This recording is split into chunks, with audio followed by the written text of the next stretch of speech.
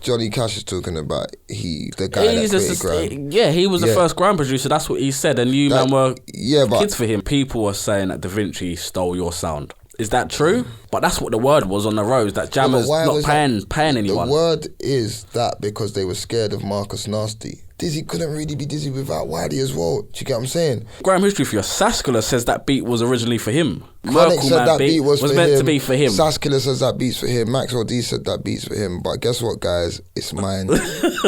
Jam, you did used to be very angry, and people, I don't know, it was like, listen, nah, my security escorted him still. out of the building. Remember?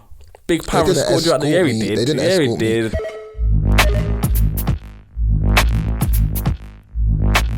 What's happening, people? It's DJ Argue. We're back for another episode of the Grime History lesson.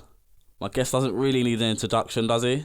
Well, you did say leave the best till last, but you tried to re-edit it because you tried to save face, but I can say it still. He said it, not me. So. Nah, you said it. I'll just reiterate it. Jammer, we're back. Let's just tell the truth. We had to do this whole interview again. Yeah. Tell the people why. Because like we shot that, I don't know how long ago was that, like nearly a year ago, and I've come a long way since a year. Like sometimes I'm not the same person I was the day before, and obviously life's about growing, and every day man's been growing, bettering myself and becoming the best version of myself. So if I was a version of myself a year ago, it's not a great representation of who I am today. So if we're going to do something and it's for the people, it's got to be present and it's got to be true in its own right and it's got to be present. And that's why I need to come and redo this with you. So let's touch on the first interview we done 4 years ago. Yeah. The one that... They still in the comments now. I was watching one I think you done with Jay and me, and I was watching one you done with Danny Weed, and they were like, yeah, all I can hear is Jammer's voice. I think Argue's still recovering from... Is that what they're saying? Is that what they're saying? They're like, you're still recovering from the interview. But like I said, I think that's one of the most historic interviews to come out of grime. And I know people that ain't even really into grime. They don't even really listen to grime or know too much about grime, but they know that interview and they know that moment, you know. So I think I even said it to you when we was doing the interview. Like, even though I was raging slightly, but I was like, this is the best interview that's ever gonna have happened. I was on air thinking I'm gonna get sacked. I think I've lost my job. I was thinking... No, you got promoted. Yeah. But people obviously thought, I think to this day, that we maybe have some animosity towards each other or... What people don't know is that since then, obviously, we've communicated, we've done many different things. When I was working on the latest Lord of the Mics, you know, you come down, you worked on set with us, you done the behind the scenes, and we've been kind of communicating since then, which is... It's good because it's like out of I wouldn't say a bad situation because it is what it is, isn't it? But something progressive came from it, do you know what 100%. I mean? And I think even when I spoke to you after, you was like, rah, like wherever I'm going, like people are coming up to me like, my thing's booming. To this day, you know? Yeah. To this day. Yeah. Yeah, so it was a positive. Yeah. It didn't seem like that at the time, though. No, sometimes things like that never do you know what I'm saying? But if it's real, and it's a moment where clarity is needed, and obviously a lot of people watching it know my history, and they kind of get why I was coming at you like that. But do you regret coming at me like that? Now watching it back, and now like the person you are today? For me personally, I feel like I could have articulated myself better. But I feel that if I did articulate myself better, my point wouldn't have got across so well. Do you know what I mean? But for getting on to you, no, I'm not sorry. Oh, I was expecting an apology live on Grime History lesson, but you deserve that one still. All right. Jam. So listen, it's a Grime History lesson. So let's go to the beginning in terms of like your musical influences, like... How influential was your family on your music? That's a massive part. Like, I think I wouldn't be the musician today if I didn't come from the household that I came from. Growing up, just from before my dad was like kind of fully in a band or a musician to that capacity. He was a massive music listener and record collector, and I was just born around music like that, you know what I mean? And since I was like, I remember my mum telling me that when I was 2, I used to like mix the EQ and drop the bass out on beat and bring it back in. And oh, did you? Like, yeah. Like from, and she was always like, this kid's gonna definitely do music. Do you know? So you was always destined to do music. Yeah, I feel that was my destiny. Do you know what I mean? It's clear to see that from the path of my life that a lot of people go to like school, university or college and stuff, and they're figuring out what they want to be. Do you know what I mean? I always knew what I was doing, like when it comes to my craft, So what did you always think you was going to be, a DJ or a producer? What was the first initial love? I started out DJing. It was DJing, wasn't it? Yeah. I started out DJing. I used to mix Bashment. Obviously, I used to play around with my dad's like old reggae records, and I started on that. And then I started to buy records with Super D. My sister had a child with Super D's cousin, so that made us kind of like family through relation through that. And we started spending a lot of time together. At like Super D's dad was also had a sound system, so my dad had a setup, his dad had a setup, and they would play at family functions anyway. So he was like into jungle, I was into jungle. How old was you when jungle was emerging? Can you remember? So I would have been like 93, 94, 95, so it's like, I've been about 13, 14. Okay, so like high school days. Yeah. 13, 14, 15, them ages. 92, 93, 94, 95, 96. Jungle. The 97, 98, 99 was transitioning into garage. So, okay, garage comes. What influence did you have on garage? Am I correct? Like your first sort of radio shows, was you playing garage? Yeah, so even in 187 crew. That's what I say, 187, yep. Yeah. And who was in that? Yeah, me, D-Double, Ebony J, Leon B and Hyper. Was you on Flavour at that time? No? Yeah, I think we was on Flavour. Okay. It'll make you right. And at that time, that was kind of a way after jungle. Not way, but wasn't really playing jungle anymore. You was playing garage? I was playing garage. But was it the vocally garage, or was it the B-side stuff? It was both. Like, it was, but a lot of instrumental based garage, because obviously I had MCs on my set.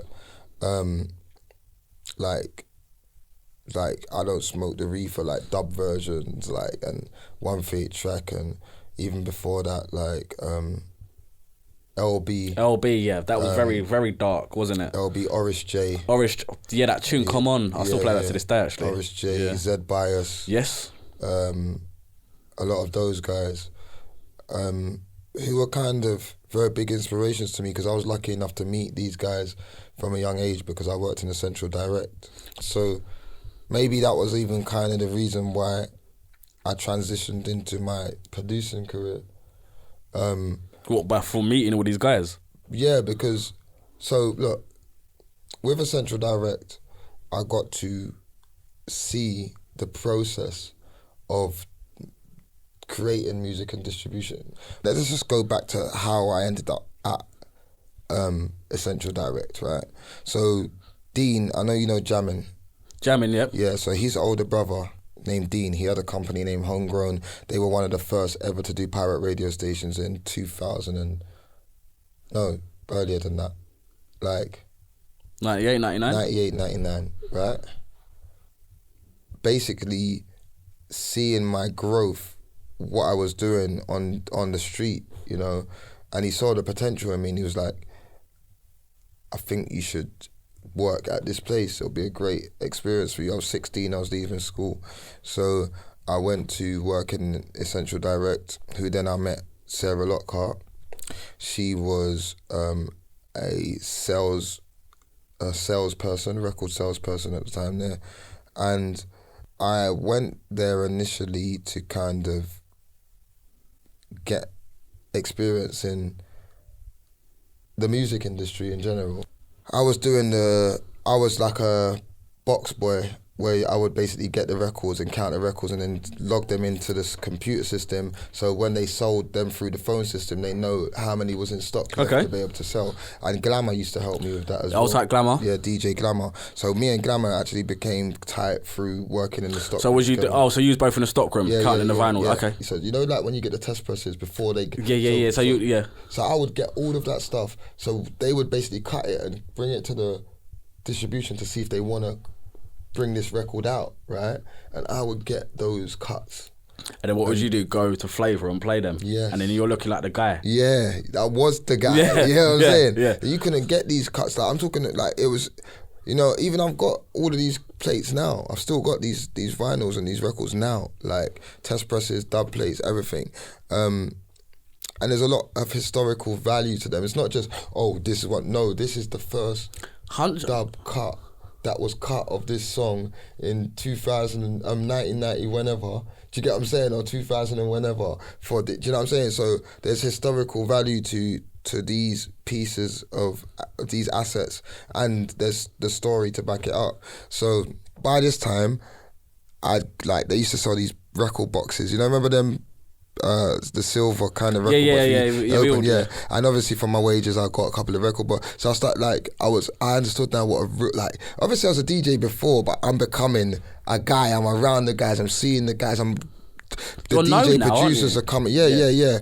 I'm on pirate, but it wasn't to the detriment of, to them guys, I was no one. Like to the producers that was sending stuff in through Essential Direct, who was I? Do you know what I mean?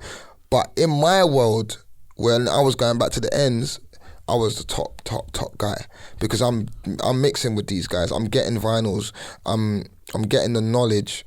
You know, I remember I bought a ped at that time because Dean patterned me. I ran him the money for my wages, so I was going up in the ends. You know what I'm saying? Everything was going. Obviously, man had a other little thing that man was doing in the building and making a bread. So.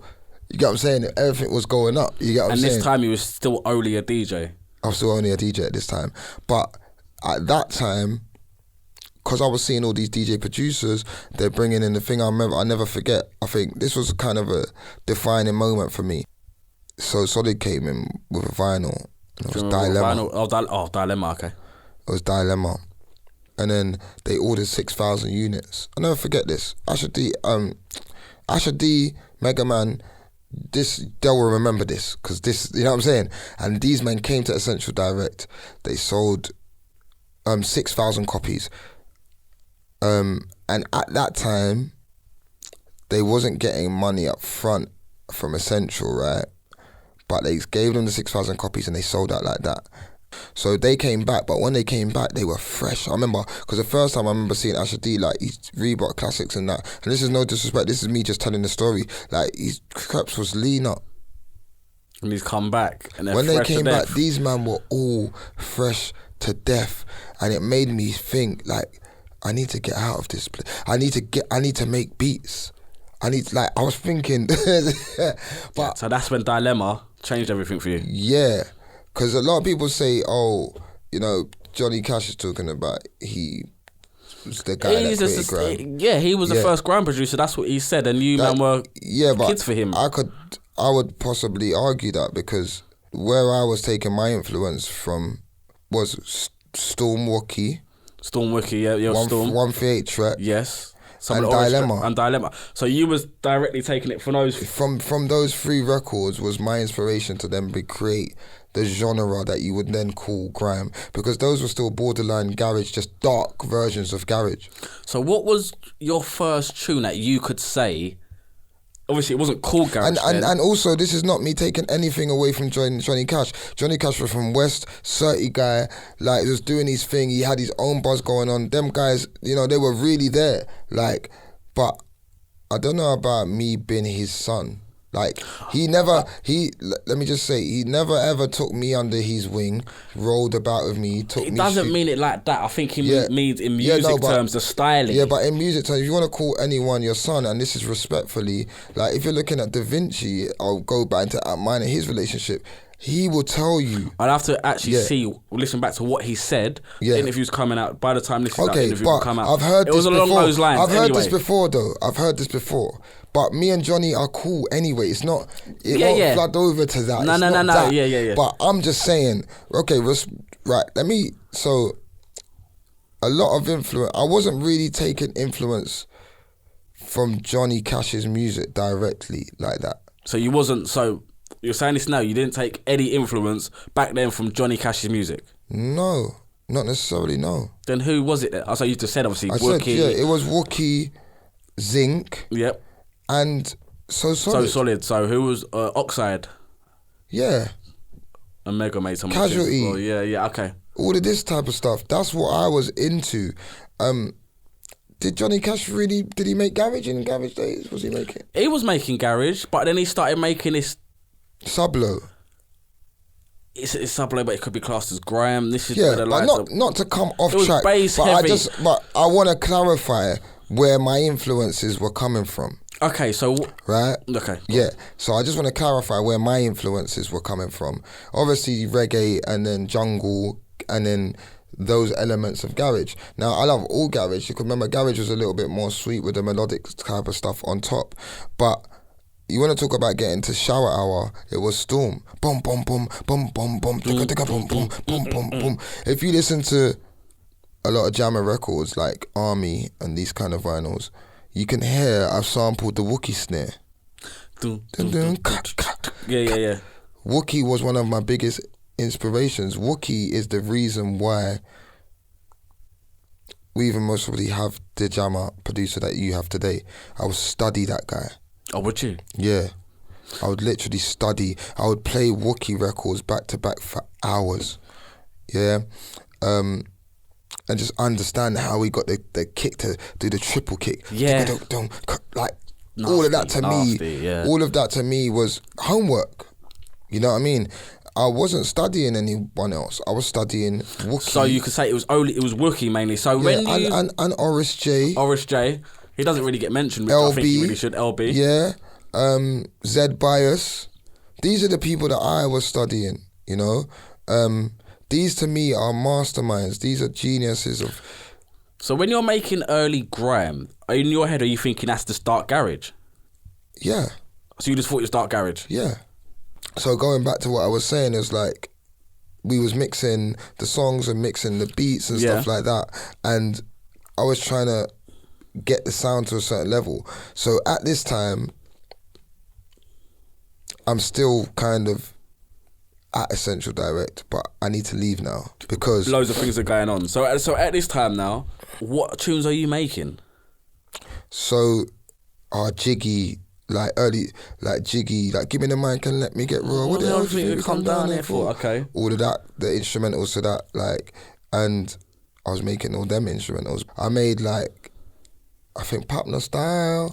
That's what I made. I made Six Sample, was it? Yeah. Obviously, I was studying Oris J, and I was studying, and Da Vinci worked on Pop No Style with me. Oh, did he? Yes, because he was. This is what I'm trying to say. So when you say worked, what did he do? Was he programming like some instruments in? What was he doing? So at that time, Da Vinci was like a melodies man.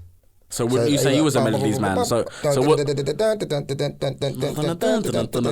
like, I was making the whole beat, the drums and everything, and I was like, I need something like fast, and he would program something like that on it for me. So he programmed that. Yeah. And then you done all the bass. That tune's so. That doesn't sound. The drums sound like a Jammer tune, but it was so dark, that tune. Yeah, because you know what, like, we used to dark evil. At that tunes. time, like I said, Da Vinci was like an apprentice to me. You know, he was a young kid. He was like my little brother. We would spend hours and hours and hours on end in the studio, and I had just that bit more experience. I was with like the D doubles and nasties, the this, the that, the da, and I had the reach to bring people in to come to the studio, connected to the streets in that aspect. You know what I'm saying? And he was a talented guy. I'm not, he had talent, but it was more. He was more on an R&B thing. He was more of a singer. He playing the melodies and He wasn't really making the shower man rhythms, innit? So I wanted to bring that melodic element. To your music? Yeah, to mine. And then also give him the shower man element to his. So it worked well then? Yeah. So it was just me and Da Vinci, like really spending a lot of time together making music and stuff like that. And then we was kind of like growing the sound. But I was already Nasty Crew now. You get me? Man's already busting that radio, doing this mad thing, and... Okay, so, the backstory, people are saying that Da Vinci stole your sound. Is that true? Let me put it in a way where it's... Because Da Vinci... Like, me and Da Vinci have had these conversations about... Me and Da Vinci never spoke for about 3 years. I stopped making beats for about 3-4 years. Why did you? Because of the amount of how disheartened I was when... Okay, go on, let's get into it then.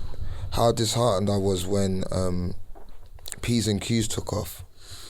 Because what happened was I was producing all the Kano stuff before he went to Iron Upper, and that situation happened in Iron Upper. And...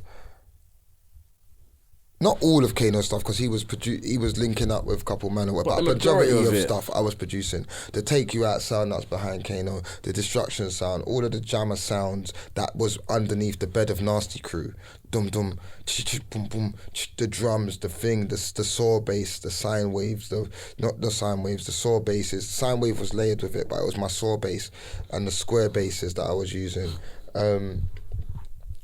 Layered with the snares and layered with the sub, like boom boom. Okay. Like all that kind of like design of beat. And when Kano kind of went away from Nasty Crew, because I'd been bringing Kano and a few of the other guys over to South with me, to Robert Rose's, who was seeing my sister. When I wasn't really having that much communication with the boys, Robert kind of slid in there. And where he had the big studio over there, and it was kind of... He took Kano over there. And Da Vinci's over there. And Da Vinci's over there. But it wasn't really going to work with the Da Vinci melodical like sound. Because Kano's trying to spit that grease. You get what I'm saying? So... And look, this is all real facts. This is all true stories, man. You can phone who you want. Like, this is how it went down. Now, the Destruction, boom, boom, boom, boom, boom, boom, boom, boom, boom, boom, boom, boom, boom, boom, boom. That same hit, those two same hits, right? Influential sound. And I know you said that Wiley was saying that. He was saying that Wiley. It was on, not Clubhouse, what's this new thing? Spaces. Yeah. Yeah. What was he saying? He said that Da Vinci basically took your sound. Yeah. Now... The recording's out there on YouTube for anyone wants to go and listen back to it. So, with that being said, because I've not spoke on this really public, because I didn't... Da Vinci is like my brother, do you get what I'm saying? But at the time, Da Vinci was only 16. I think I was like... Early 20s? 20, yeah, like 19, 20. Yeah. And I know he was influenced by Robert, right? So Robert was hungry to have Paper Chase recordings be the big recordings, and Jamet the World was the big recordings. But remember, I was under Paper Chase. How old is so Paper Chase was Robert's? Yeah. Okay. Right. And Da Vinci was his main... Yes. Okay. And he was trying to utilise my team to leverage Paper Chase. But what happened is when the falling out happened with Kane and that, not Kane, because I never had a falling out with Kane, but when Nasty kind of separated. And Kane's to stop talking to you, stop coming to your studio. He just stopped talking to me after the Napa situation, which was... But what is... It doesn't make sense though. Obviously, because you're his main producer. Well, do you know what? There might have been some other elements to it. It's like when we went to Germany, like me and Bizzle was having cussing matches. And when I look back on it now, we're young and dumb, and it's like whatever, Bizzle, man, you didn't pay no one for power. And then Bizzle's like, what? Who got money off for take you out for thing? But at that time, Kane's listening to all of this, thinking, maybe let me just. But at that time, what you got to remember is I've got the studio. I'm paying for the studio. I'm pressing the records. I'm paying for the mix downs. I'm paying for everyone to travel to South. I'm doing. I've got to make back my P from that. Before, you can. They get their money off the back end. How it is now. You're not gonna go to Sony and get 100 racks or 500 racks. It's not that. We're doing this ourselves. So when everyone was saying nasty, you got kicked out because you're bumping people. That wasn't the case. People Come on, let's be real. If it was the case, would I still have great relationships with like D-Double, Sharky? If I really bumped you, man. Would you, if I really got rich off you, man, and took your P's? But that's what the word was on the roads, that Jammer's not paying anyone. The word is that because they were scared of Marcus Nasty. You understand? And they needed to point the finger at someone because they all thought it was going to get mashed up. So it was easier to point the at you. At me because I got the studio, I pressed the records, I'm looking like the guy, I'm the actual guy. Like, I'm the one leading this organisation. Do you get what I'm saying? But at the same time, Mac 10's your brother. I'm with him majority of the time in the studio. Sharky's your co-D. Throughout no time that you was in jail, did anybody say, oh, let's put a piece aside for Marcus? So I never ever met Marcus. I met him once before he went away. Okay, so you didn't even have a relationship with him like that? I just know D's man because D-double-E was saying to me, after he went to the Crew, I told you that's how 187 broke up. Yeah. Oh, because D-double left. He wanted to do the Nasty Crew thing and I didn't want to do it. That's why I went to be Jammer, a producer. I wanted to make beats like LB, Oris J, instrumental bass. Then why did you go to Nasty then? Because Double kept coming to me saying, we need you for the production. And then I kept saying no. And then after that, Stormin, Sharky and Double came to my house one day and we just clicked and we made Give Me the Mic and Let Me Get Raw and they've never left since then. Right? So, but going back to the Da Vinci scenario. So Kane's gone over there now. There's no Jammer in the cut, but we need the Jammer sound because Kano. That's what he's used to, yeah. I get it. Do you get what I'm saying? Yeah. I'm not trying to say everybody catted me. I don't want to be that guy in it, but they've got some influence. There's influence. But anyway, let's go. There's nothing wrong with that either. Yeah. Right? But if you're asking me about how I feel about what's happened, I'm giving you a history of I'm gonna stick with Da Vinci, but I only wanted to point that out to you because of the direction of the sound. Who created the sound? That's what Wiley's talking about. When you talk about Wiley sound, it's Wiley sound. Talk about Jammer sound, it's Jammer sound. You get me? There's even, I saw Danny talking about the sound where even Dizzy was a big influence to it, where a lot of people say it's just Wiley, but Dizzy couldn't really be Dizzy without Wiley as well. Do you get what I'm saying? But what I'm trying to say is when the Da Vinci thing happened... The P's and Q's we're talking about. Because I even got the invite. If you look at that video, I'm in that video. With all them, when you see all the youths walking up the road, but I was going to the side because I didn't feel happy to be there. Why was you there then? If you're thinking Da Vinci's bit your sound. Yeah, because listen, Kano was my guy, innit? Still is my guy. I got love for Kane, you get me? And let's make it right. Let's have the truth. And if we're talking about history, I made the link for Kano to link Mike Skinner, right? Because I was on Locked On Records and I was taking them to shop Nasty Crew music and they heard Kano and they wanted to know more about Kano. That's why Dan Stacey and Mick Shiner and all these guys became aware of this scenario. Now, Mike Skinner got a bigger cameo in that video than me. Okay, but so when I got there, remember, they're just all around, we're going to do the spit for Skinner. I'm thinking, rah. Like, obviously, I'm not a hater, innit? Like, but fam, I've worked on building this whole thing. You know what I'm saying? Even this tune, what you got with Da Vinci, how did you know Da Vinci? Like, how do you, like, what's going on? Like, you get me? So it was very disheartening for me. Do you get me? At the time, and I'm just speaking the truth, innit? I don't, like, now, I don't care about, it's whatever, innit? Like, you know what I'm saying? So did that make you sort of effectively stop producing? Yeah, so let me explain to you so basically, so that happened, right? Remember, I've made Destruction, I've made Take You Out, I made so many underground smash hit records, right? And this moment comes now. Someone who I believed in, if you ask Giggs, like, he was saying that ever since I met Jama, he was talking about Kano, this guy's going to be a star. Yeah. Like, you know, I believed in this away guy. From yeah, it was just, you know, I believed in Kano. I still believe in Kano. Do you get me? Down to now, what he's doing in Top Boy, like, you know, things happen in life and people have different situations and whatever, do you know what I'm saying? And anyone I've had altercations with, you know what I'm saying? Like, I'm not that same person today and things happen and I'm sorry for whatever's and they're most really sorry for what happened too. Do you get what I'm saying? Down to Da Vinci, do you get me? But when I look at mate that going to that video shoot, seeing the big budgets, Kane's on this big van, they got lights, everything. I'm thinking, I'm not nothing to really do with this. You've signed a deal with Dan Stacey. I'm not on the album. You've gone and produced a whole album with the sonics of, you've changed your sound a little bit, but you still got Jammer influences on there, but it's not Jammer producing on it, right? Then P's and Q's has got, I'm in clubs now, P's and Q's is slapping. It's big, the whole rave's singing this tune. It's like, and then I was just like, this is my sound. And Da Vinci, somebody who I worked with to help craft their sound and become the producer they are today. And that's not saying that Da Vinci wasn't a sick producer, but there's no one could take away the fact that he was my protege and that I taught him a lot about sound and how to put things together and how to work with people is why he was able to make that song. So even why you even know Kano is because of me. So would you say like you was like one of the first Grime producers? Can you say that? Of course. Can you say you was you can't say you was the first though, can you? Or can you? Okay, let's have it right. I feel like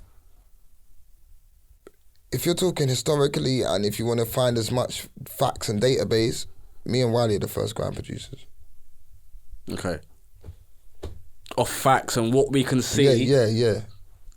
You can start talking about, but there was this guy that... No, let's talk plain and simple. First Grime producer, because Johnny Cash says it was him, and then the only people I've actually haven't heard Wiley claim, but you're saying you are. Yeah. You and Wiley. Because why I'm saying I am as well is because, and a lot of people say it, Skep will tell you it,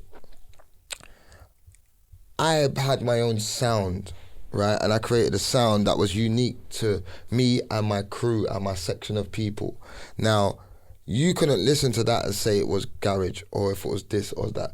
It was his solely own thing. It had influences, but it was his own thing. And there was nothing around at that time that sounded like that. Listen, you knew it was something else.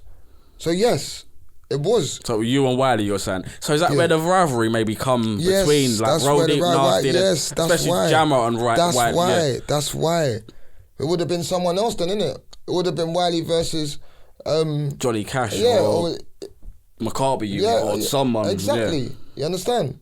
Why wasn't it that? You know, because the direct thing that was building that scene at the time was Jammer's beats and Wiley's beats. It was Nasty. Deja. Roll Deep. Rinse. Rinse. Remember, even before Roll Deep weren't even on Deja, it was Nasty on Deja and Roll Deep on Rinse. Yeah. You get me? And then we integrated, we used to swap and do things, and then someone done a dirty move, I can't remember what it was, but I think Wiley had an argument with Genius, and then Diesel put Roll Deep on after us. And then that's when we started having mad set, like 4 hour sets, and you back to back Danny Weed, Yeah. So that now on a timeline level, you can just see clearly that that's what was going on, and then everybody else around the scene and around the outskirts, north, south, east, west, wanted to get. So you're saying no one gravitate towards that. So no one could really talk to you and Wiley about the early Grime sound, because you know a lot of people come out the woodwork and they're gonna after this, they were doing that in their bedroom and no one knew. People say no, but I was, or I've made it. Like people are gonna say. People can say what they want, but do you feel like you don't get the credit you deserve?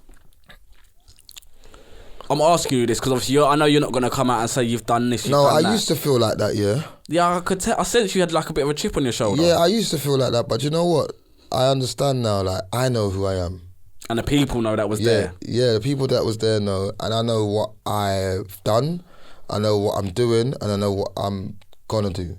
And I know what I'm capable of, so I don't really have that thing, but like I said, it's down to little things that happened to me along the way that made me feel a certain way and made me feel disheartened. And so one of them being the Da Vinci and Kano. Yeah, because I felt like I stopped producing. So when you stopped producing, then what you're doing, is it Jamaica the World Time? I was doing Merkel, man. Okay, let's rewind a little bit, yeah. So you leave Nasty. Leaving Nasty Crew, did that affect you? Yeah, like, so leaving Nasty Crew, of course it affected me. I was in a situation, it was, you know, I don't want to call out too much money because everyone's moved on from there. But I had a little drama with Marcus and everybody kind of knows how that went. It was back and forth. Then I was around the Slewland man, and then we was kind of catching up with altercations with these man, and all of that was happening. After the Nasty, you basically joined Slewland, didn't you? Yeah, that's what a lot of people don't know. I didn't. Was that for protection, maybe? I didn't join them. What, these men were riding out for you? Yeah. You get what I'm saying? And I was instrumental in building a lot of this, what you see Slewdem have now. So by the time Slewdem comes around, you're an MC in Slewdem. But I'm the bad man producer that can show Wafer how to mix these tunes down and show Top Dollar and Matty D. Yeah. And that's what he was doing then. Yeah. So was you influential in that Slewdem sound then? Of course. So yeah, that's one thing I didn't know, and I'm not too sure if the listeners and the people watching this are gonna know. That's what Pitt was saying to me the other day. He's like, when you're doing your things, talk your thing. Well, this is why we need Grime History lesson, because if I don't ask you and the people don't know, then you're not gonna come out one day on Twitter saying, "Oh, I done this for Matty D." Yeah, because there's no Top reason Dollar for me to say it. Like, but Matty will tell you himself out his own mouth. If it wasn't for you, Jam, you done this in 16 bar. You done that. You got the man them in the studio. You X'd it. You got the parts. You told man what. I bought the Triton because you lot got the Triton. So you had the Triton, and then because their sound was full Triton sound, wasn't it? Yeah. But obviously they see me get it, because I remember at the time Robert Rose, when was going back and forth at one of the studios, he bought the Triton. Okay. And then he was like, Jammer, you hold that Triton. You get me? And I had that in the basement. I was running that. That's when me and Da Vinci were making certain songs, like, and yeah, like, so they knew that the influence that Jamman was bringing to that situation. Do you get what I'm saying? And then obviously I was showing them how to press the records, do the logo, like make the vinyls and put your like artwork on it, distribute it. Remember I had the database. So was you more the experienced member in Slewdem, would you say? Yeah, I was way far, like, in musically. Yeah. So did you enjoy it, like being around Slewdem? Yeah, it was fun, man. It's just some parts of it that was like the hood mentality where people were just bullying each other and that. Like, I didn't really like that part. Do you get me? Like, it's just that hood mentality of like, oh, just get money in a headlock for no reason. Like, but I get it, mate. It's part of it. Was you like that when you was around Slewdem? I was never like that, innit? Like, I only had to be like that because I'm not trying to have it. Do you get what I'm saying? But really, my thing is like, can we all build and like make me? You know what I'm saying? I'll be taking man to the shops and then the next minute, someone just wants to try slap man because they filming it on the camera or something. Like some dickhead thing, you get what I'm saying? And that's what deteriorated those scenarios and why certain people can't go back from certain things and chat to man. Do you understand? So when did you start moving away from Slewdem then? When it started to like, towards the end of Non-Stop Working, because there was like footage, like there was things happening, people was just trying it, do you get me? And then I think Pitt went jail, yeah, and me and Pitt really had a good relationship, and we made Pitt and Jam, and we like, Pitt was on business really, because like he wasn't like everybody else, you get me? He had his P's, like their thing all cut with man, not really trying to, you know what I mean, like not trying to do that funny thing, you get me? So when he went, I see a lot of people get manipulated by other people and not really dealing with me correctly, which then led me to be like, actually, I don't really want to be with in these this man anymore. like that. Okay. Then Chronic went jail. Not that I didn't want to be with them, but this naturally happened. Chronic went jail, Pit went jail. And it was like, yeah, make sure you look after Temps. And then that's when, obviously, that time I was doing a lot of stuff with Jamie and Skepta and stuff. And so did you look after Temps, would you say? Did you keep your end of the bargain? Or? I feel like I did, because Temps was around me a lot. And then through that, he connected with Jamie. And then they made CD Is Dead. Yep. And then the tour, and then and Iron Upper. That was as much as I could do for my part of the situation. Do you get me? Obviously, as that went on, then Temps had his situation and went to kind of do stuff with Chasing Status, and then obviously when it came out, a culture clash against us, that kind of deteriorated the relationship with everybody. Why though? Because what is the story behind that? Because I don't feel like that's been told, that story, on your end anyway. How do you see it? I just feel like Temps was one of us, innit? Like, he should have just never been on that stage. We offered him money. We offered him whatever money he wanted. Oh, so it wasn't like, so he didn't get so he got the call from you lot? Yeah. Oh, okay. We offered him whatever money he wanted to come on our stage. And then what, he said no? He said, I'll get back to man. Then he came out on their stage. So what are you... Boy, better know, man. What are you thinking? So what are you thinking? Because obviously you've had a relationship with them. I'm thinking, is that what he did? Like, because fam, that's a cultural thing. That's a culture thing. That wasn't about money. Yeah, this is But obviously Temps was just like, but in number one, you lot come out with the masks on, the Temper mask. Nobody called me for that one. So he was maybe holding some feelings towards that. But that was just us, man, trying to bust your tune on a big boy level at the time. Like, because of the love that we have for Temps and how we come up together, I just felt that he should have been with us. That's it. And I think people just felt like, they felt that in their chest. Do you know what I'm saying? That was a really proud day for Grime. And if you love the Grime and represent Grime, I feel like... Why are you going to go with all them? Yeah, okay. So, but I get that. I get it as well, because obviously you're doing tours with Chasing Status at the time. And at the moment, at the time, they're putting money in his pocket. Yeah, but guess what? Are they bringing you out now? We would have never... It doesn't matter. Temps was basically Boy Better Know. Yes. So... Yeah, it is. Yeah, looking at it now, yeah, he was... Yeah, okay. I get it. So... But it's, like I said, it's still all love. There's no hate. Do you get me? I don't have no hate for no... I'm just telling you how... certain things went down, you get me? We're talking about the history of Grime. So talking about the history, I want to go back. So you lose Kano, yeah? Mm-hmm. And then, so basically, how did the Jamaica the World thing come? I didn't lose him because he wasn't mine to keep. But, you know, because obviously we have to be very clear with wording. I don't want him to watch this and feel like, oh man, had you in a headlock. Okay, Kano goes his own way. He left last year and he goes his own way. You two aren't really because there's some other things that happened around that as well, where Marcus was trying to pressure Kano to stay in the crew. Yeah, and Marcus was like, don't go nowhere unless I know, and he was doing the BBC stuff, and there was still a time when he was about to get signed where Marcus was trying to turn up to things with him on a shower man thing, you get me? So that's maybe they didn't opportunity. And then other things happened. Don't think that Kano and his guys was just having it, because Kano's got family and that they weren't having it either. Certain things were happening. They was not having it either. Do you understand what I'm saying? But Marcus had kind of took it over the line with Kane. And remember, when Getz talks about in I think his autobiography on his last album, when he says Marcus tried to do to Kano, and I said he shouldn't do that, and then Plasto tried to disown me like I'm not from the hood. Because Getz had a time when it was a bit warm for him in Plasto, because he backed Kano's thing. That's why him and Kano are like that. Not just because they were bonding anyway, but he just stood up for what was right at that time. You understand? When you're talking about like all this stuff, it's not just one pocket of stuff. So many different things happened where it kind of, you know what I mean, segregated everybody into different pockets. And that's just a young, crazy, dumb, young behaviour. You know what I'm saying? And Marcus has already apologised to everybody about this. So it's not a thing where we're trying to pull him back down. No.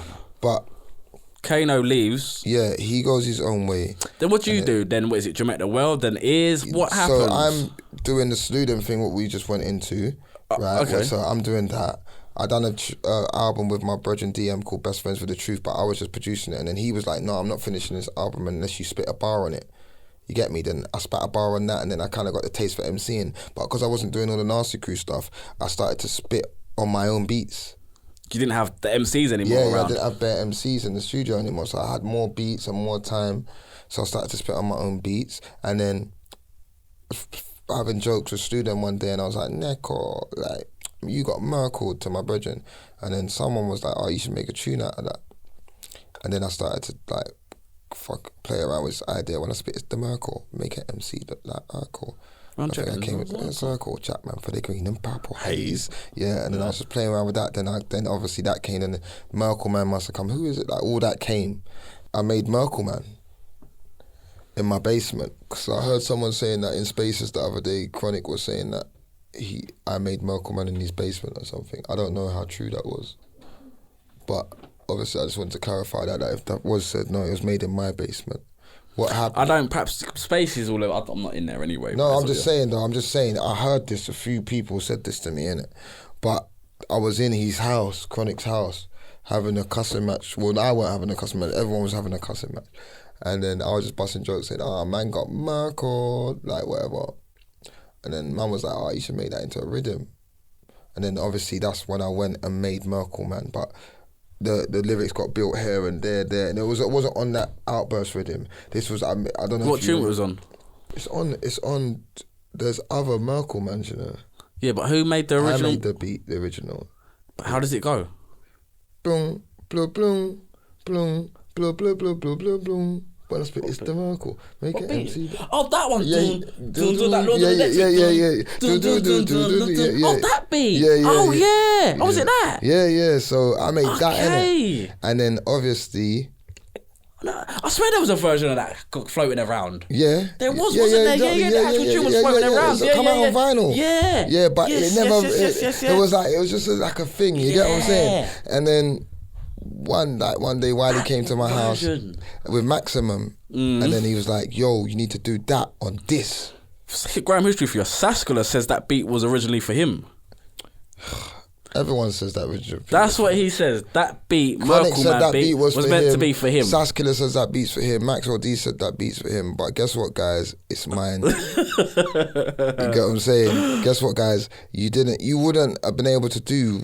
If it was for you, it would have been for you. Yeah. Do you understand? Yeah. It was for me because I did what I did, and I brought it to life. And that's what I was talking to Janaea about the other day. Sometimes people can say this was for me, this was. If it was meant for you, it would be. It would have happened. You get what I'm saying? So, but I get all the claims. I get it. It's because it's an important thing. It's a massive thing. Of course, one of the biggest Grime tunes ever. Yeah. So while he comes to your house with Maxi, yeah, he plays. Did you? Straight away, did you know, bruv, this is it? I was thinking, you lot, like, I was doing something else, innit? I think I was just doing something else, yeah. And I was thinking, you man, lie, man. Because I think I might have been in the studio late the night before. And I was thinking, I'm not going to lie, I was thinking, I can't bother to do this. Yeah. But because it was Max and Wiley, they're my brothers, innit? But they come with some energy, you get me? They come with the energy, like, gassing me up, yeah. They was gassing me up basically, and then I just did it, but I didn't have a chorus or nothing. Remember, there's the Outburst Merkel Man. That's the one where I just spray bars from the beginning to the end. There is no chorus, so I do that, and then I give it to Maximum. Then I just go about my business, normal day. Totally forgot about this dub plate. Didn't care. So Maximum goes to rinse and plays it. That night, my phone starts going. Oh, did it? Ham. I thought someone died. Oh, really? Was your phone going that mad? Ham. Every DJ in the game. There wasn't a DJ in the game that did not call my phone and say, what tune? I need this tune. So Maximum broke that tune, basically, innit? He said Maximum broke the tune. Yeah, 100%.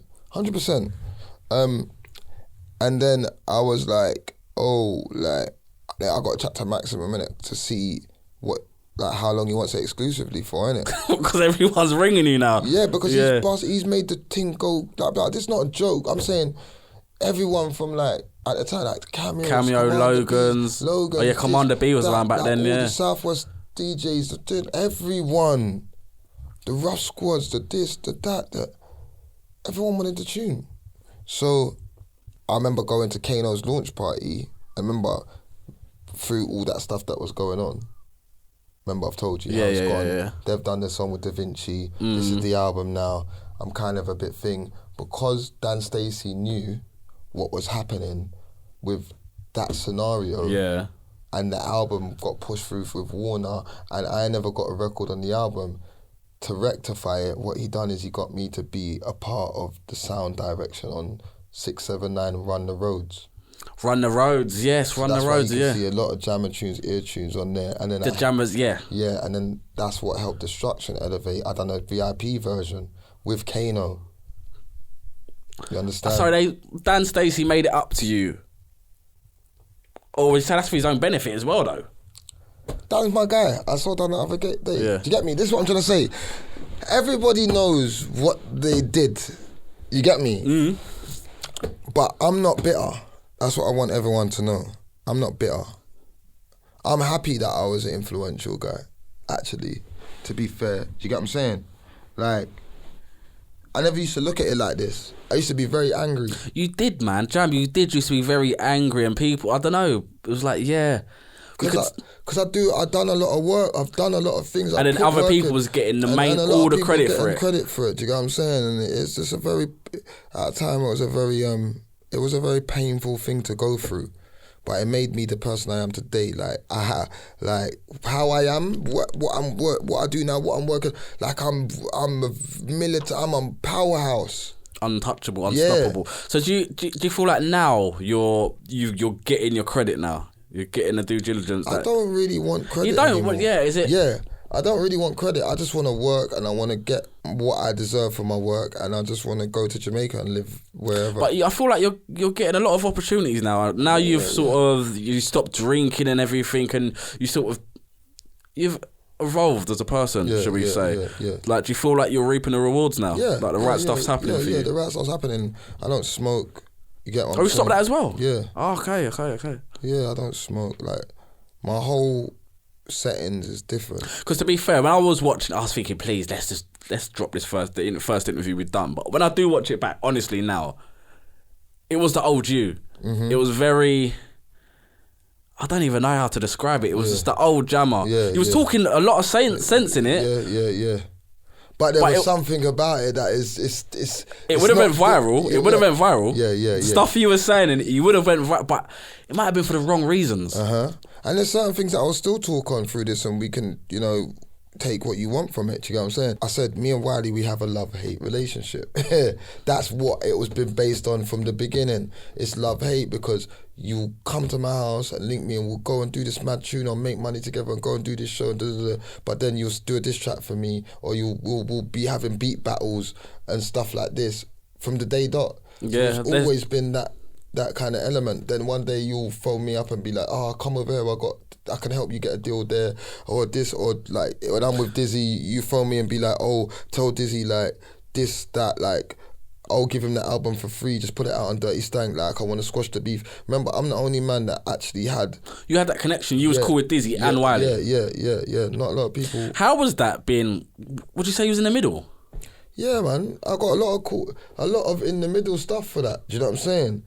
And it's not really cool to be in the middle, same with like Wiley and Skepta, do you know what I'm saying? Are you in the middle of that? Well, not now, but was you in the middle? Yeah, I'm always going to be in the, you're all my brothers, man. I don't know what's happening. Everyone just chill out, blood. You get me? Like, but at the same time, I know sometimes who's responsible for the F3 at the time.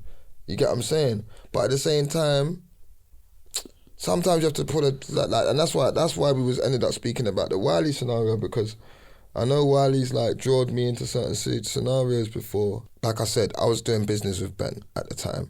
I done on the back. Are you really from the ends remix? The remix, didn't you? We was talking about a lot of stuff. I was talking to Jade Richardson in Polydor, trying to cut a deal for Nasty Crew. So where I was trying to get these deals, right? And all this stuff was happening, but Ben Palmer he saw the vision, he understood. And I remember I was in the studio, I told you I was working with one guy named DM from the ends, and he's the one that actually got me to start spitting. Yeah, I used to just play around, but he was the one that started to tell me, like, no, you got to record. And Wiley calls me, and he's like, where are you now? Where are you? I'm like, well, go on. He's like, no, I need to chat to you now. I'm like, oh, I'm at the studio. So like, I don't even know, 10 minutes has gone through. This guy's he's walking in, he's just looking like he's just on a mad thing. Like, I'm like, well, go on. But I'm in the studio, all my G's from the ends, like, and he's like, no, I need you to come with me now. Like, I need you to we got to do a quick mission. So I'm thinking, what? Like, he's like, no, just come with me, man. I'm going to drop you back. Just come. So I'm like, you, man, listen, I got to go and do something quickly with Will.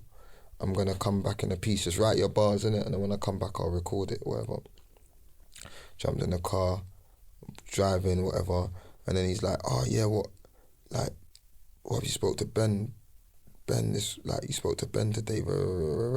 But previously, I'd known that Ben was trying to sign Lady Nye at the time, and they was having meetings or whatever, and then Ben was supposedly took her out to like some events, when you work at record labels and whatever. Trying to sweeten it up to close the door off. Yeah. I don't know how, remember, I'm not there, I don't know how true everything is, that if Wiley was overexerting the fact, or he was just, you get what I'm saying? But basically the story goes that Ben was trying to move to Nye, and then he's like, oh yeah, like, Wiley was like, oh, phone Ben, like, say that you're gonna meet him, and then when we get there, I'm gonna confront him about if he's chatting to Nye. But I'm thinking, obviously looking back now, if it was today, I'll be like, blood, I'm not getting, like, I'm a big man, innit? Like, but when you're young, you know, me and Wiley done a lot of music together. We cut a lot of bread together. That was like, Wiley was like actually big bro as well. Do you get me? Even though people see us on the levels, I'm like, he might look at me as like, I'm not older than him, but he still has that element where he looks at me as like, you know what I'm saying? He always said, yeah, you're the guy for man. You're the strings master, like, you know what I'm saying? Like, so I'm like, raw, like, Ben, at the time in my head, hadn't done anything for you for as much as Wiley. Do you get me? But really, it's none of my business, none of it. Do you get what I'm saying? That's a personal thing. So out of loyalty? Yeah, so out of loyalty, I just basically phoned Ben and said, where are you? I'm coming to link you. But this is how close me and Ben was. He didn't even ask me what for. He just come to link me at the petrol station in West London. Bam, as he's pulled up, while he's jumped out the whip, run up to his car, he's scared off. You get me? Like, while he's run back into my whip, the whip that I'm in, his whip basically, he's driving a black Alfa Romeo at the time, and then boom, jump back into that whip, and then we started chasing Ben. So we're in like a high speed chase now, blood. Chasing this guy, so down all around these back roads, yeah, in West London, yeah. But I'm like, blood, why did you do that? As this is even happening, I'm saying, why did you do that? I could have just spoke to him, got out. And this is making you look so bad. Yeah, and it made you lot talk and whatever, innit? It wasn't ever gonna happen. No, but you could have if you just ran to him. Do you get what I'm saying? Like, if I was there, if we just got out of the car, even if I was with you, the way that Ben would have seen me there, it wouldn't have been that. Do you get what I'm saying? I don't think he would have scared off, because, I don't know, it wouldn't have went like that. But anyway, he's scared, so I never really got to speak to Ben. I think I might have spoke to him on the phone briefly the next day or something like that. But by then, you've messed the link up. Yeah. By then, that kind of... That scenario kind of escalated and went to that. But the reason why I'm saying this is, it's like life lessons, isn't it? It's like, I don't know if Wiley was doing that to mess up my bag on purpose. I don't think it was a deliberate route to mess up my bag, or what I could have generated or benefited from that scenario. I just think it was a move of emotion. And you love a girl and you think someone's... Yeah, so that was... I don't think it was directly like, you know what, I'm just going to mess up. But Jam, you didn't have to go though, that's the thing. Of course I didn't have to go, but in hindsight, remember, man's like 20, fam. You don't know... And you didn't really know then what Ben could actually have done for your career. Yeah, but it wasn't about what Ben could have done for me. It was just about me being loyal to a brother as well that was trying to help me. That you've made money with, and you know okay. It's not about what he could have done for me or where he would have ended up. You get me? Because I've ended up where I've ended up, he's ended up where he's ended up, everyone's ended up where they ended up, right? But it was just not a good move of me to do that without giving him a heads up. With Wiley, like, we don't like each other, like, in the grand scheme of everything, yeah, but we love each other.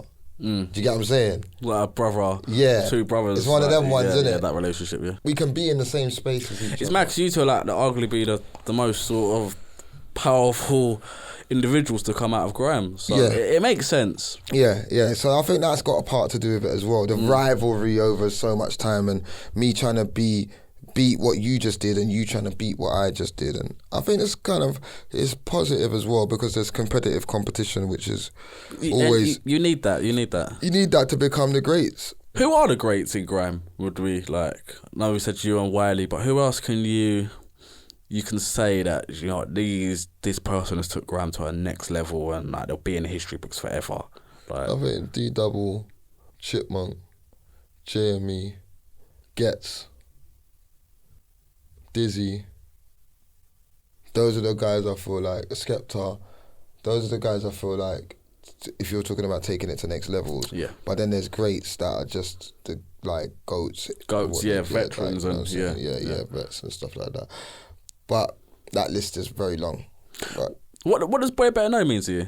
That's family, man. Do you get what I'm saying? It's like, it's brothers. If you got brotherhood like that, like, it's different, innit? It's like, it's not some made up crew, like, or some put together thing. Like, man are gonna do the sickest things, travel together, arguments, fall out, be cool again. It's a real thing, innit? Like, if you don't have that, it's not real. How could you just be brethren with people and nothing ever happens? Of course. It's not possible to actually be authentic like that. Do you know what I mean? Everybody's their own individual character and everybody's going to have a different way they feel about something and way they approach things. You get what I'm saying? So I get that. Do you get what I'm saying? But that's gang. You get me? What are your sort of best memories from being in Boy Better Know? A lot of memories, man. There's too many to even remember. But name Rebel maybe... Culture Clash is one of the greatest memories that I've shared with the man them, doing that first and second one. Doing Glastonbury together.